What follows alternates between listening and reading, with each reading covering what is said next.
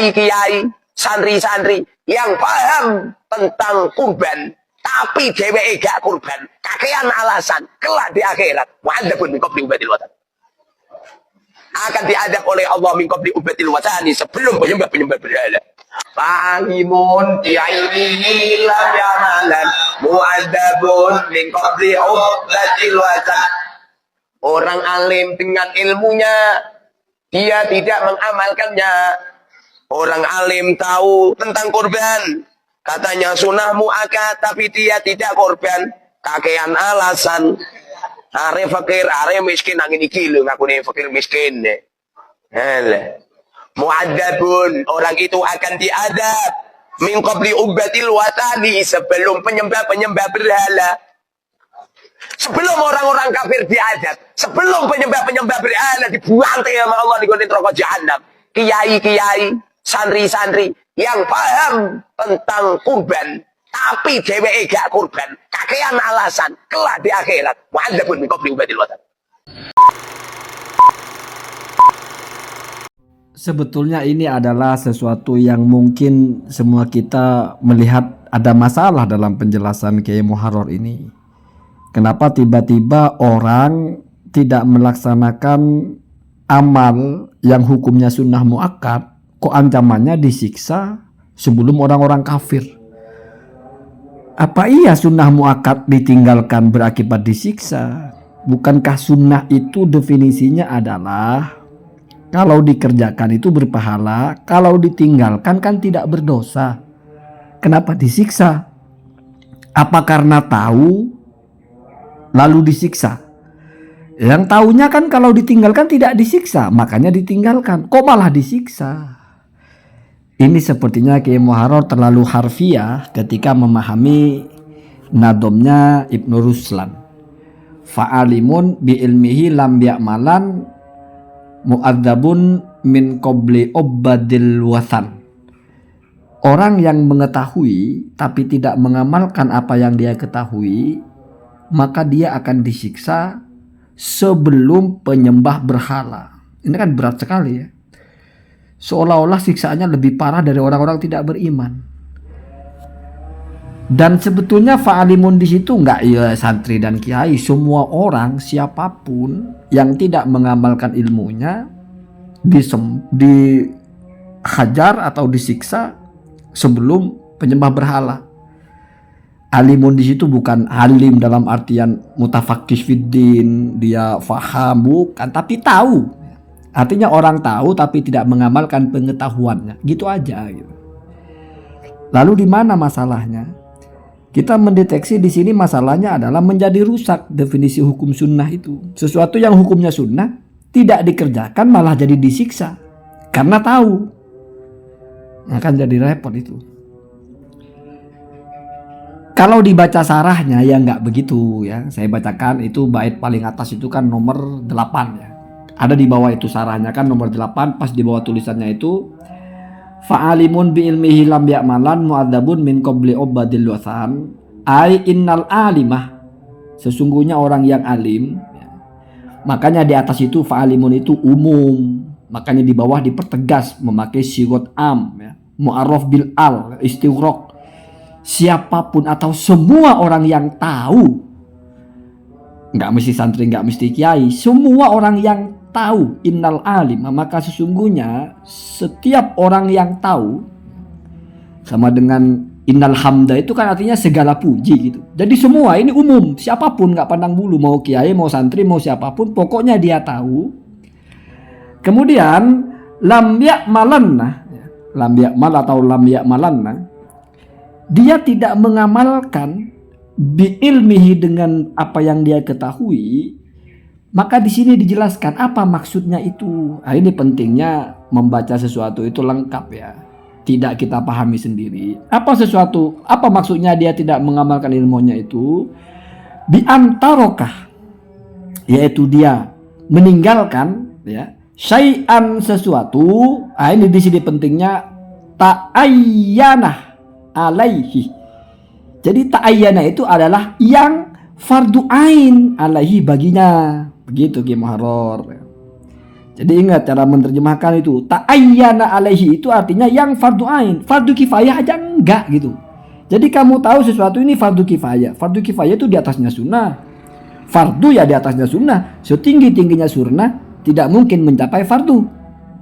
Fardu paling bawah fardu kifayah. Di sini fardunya pun masih yang paling tinggi, fardu ain. Jadi maksudnya tidak mengerjakan ilmunya adalah orang itu tahu sesuatu. Apa sesuatu itu? Ta'ayyana alaihi. Sesuatu itu fardu ain baginya apa? Salat. Enggak kurban. Saya bukan mendukung orang tidak mau kurban. Ya, orang tidak mau kurban kalau punya ya pelit sudah. Ya, tapi jangan diancam disiksa sebelum kok jadi lebih sadis dari Quran dan hadisnya. Ngancem orang kok lebih dahsyat dari syariatnya, dari yang membuat syariat gitu kan aneh gitu. Enggak boleh begitu ya. Jadi pelan-pelan ya, saya sudah mulai belajar tidak merosting ini, bahasa saya pilih yang gampang difahami saja. Apa maksud dari dia tidak mengerjakan ilmunya? Apa sih ilmu yang kalau tidak dikerjakan itu membuat dia disiksa sebelum penyembah berhala? Itu mungkin pertanyaan tepatnya. Ilmu apa sih yang dimaksud? Adalah dia mengetahui ada sesuatu yang ta'ayyana alaihi. Hukumnya fardu ain baginya. Lalu dia meninggalkan bi antara kasyai'an ta'ayyana alaihi. Itu yang pertama. Meninggalkan sesuatu yang fardu ain baginya.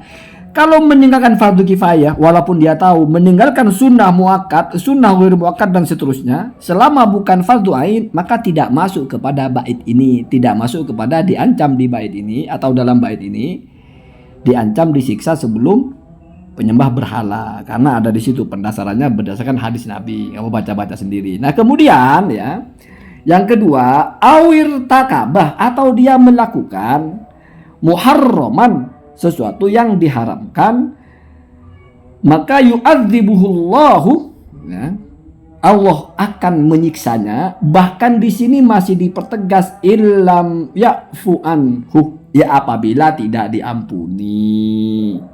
Qabla ta'dzibihi, sebelum Allah menyiksa atau sebelum menyiksanya Allah, abidal wathani, kepada penyembah berhala. Abidal wathani itu juga am ya, kepada semua penyembah berhala, karena idofah gitu ya, bentuk-bentuk am kan begitu.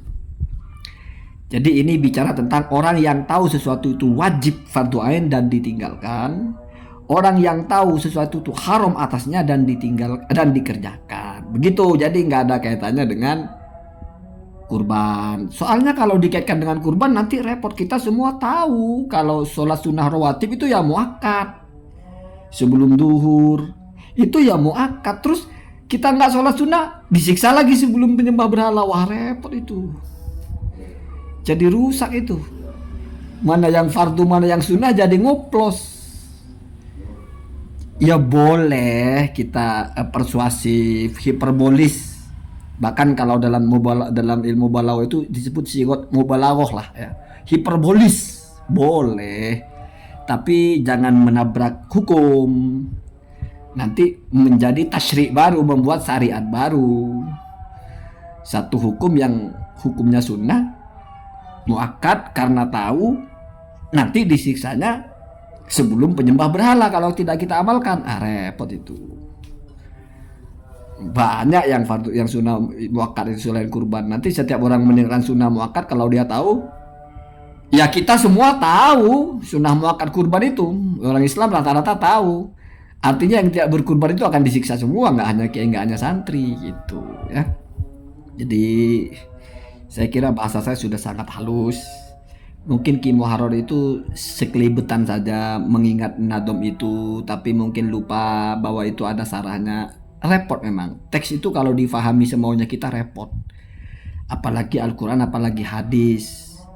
Kita membaca syair saja, kalau kita memahaminya secara harfiah, repot. Pokoknya orang yang tahu ilmunya tapi tidak diamalkan, celaka, disiksa sebelum penyembah berhala gitu. Kamu tahu hukumnya mencuri, tahu, terus mencuri, disiksa sebelum penyembah berhala. Masih boleh kalau begitu ya. Setidaknya ada pendasarannya di situ.